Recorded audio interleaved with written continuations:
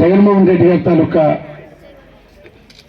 జన్మదినాన్ని పురస్కరించుకొని ఈరోజు మన కోడూరు హై స్కూల్లో ఈ కార్యక్రమాన్ని ఏర్పాటు చేసుకోవడం, ఈ ఏర్పాటు చేసుకునే కార్యక్రమంలో మీతో కలిపి నేను కూడా పాల్గొనడం, ముఖ్యంగా మనందరం కూడా ఆలోచించవలసినటువంటి విషయం ఏమిటంటే ఇంత చిన్న వయసులో ఇలా మాట్లాడడం ఎలా సాధ్యపడింది అనేటువంటి ఆలోచన చేయాలందరం కూడా. ఇది ఎవరి వల్ల సాధ్యపడింది, ఎలా సాధ్యపడింది? ఇంతవరకు కూడా రాష్ట్రాన్ని పరిపాలిస్తున్నటువంటి పాలకులకి ఎవరికి కూడా ఇటువంటి ఆలోచన ఎందుకు రాలేదు? ఈరోజు ఈ చిన్నారి అసలు మాటలు వస్తాయో రావో అనేటువంటి ఆలోచన చూసేవాటి వాళ్ళకు ఉంటుంది.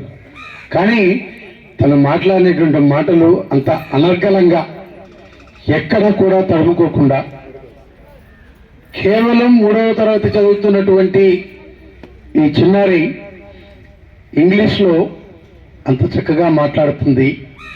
చిన్న పేద కుటుంబంలో పుట్టి చదువు ఎలా అనే తల్లిదండ్రులు ఆలోచించేటువంటి పరిస్థితుల్లో ఇటువంటి ఆలోచన ఏ ఒక్క కుటుంబానికి ఉండకూడదు.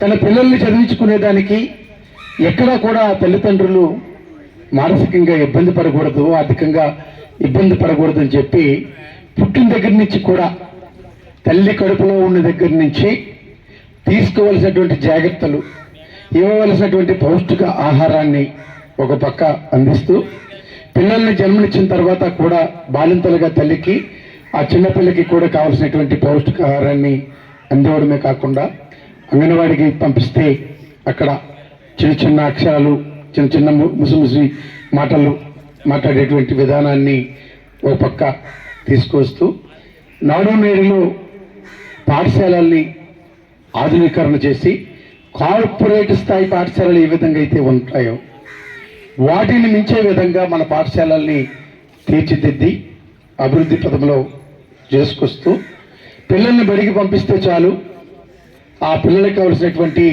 పేద కుటుంబంలో పుట్టినటువంటి పిల్లలు కూడా ఇంగ్లీష్ మీడియం మాట్లాడగలగాలి, చదవగలగాలి. పెద్ద చదువు చదివిన తర్వాత ఇతర రాష్ట్రాల్లో, ఇతర దేశాల్లో సైతం ఉద్యోగ అవకాశాలు పొందాలి అని అనుకుంటే ఇంగ్లీష్లో మాట్లాడగలగాలి.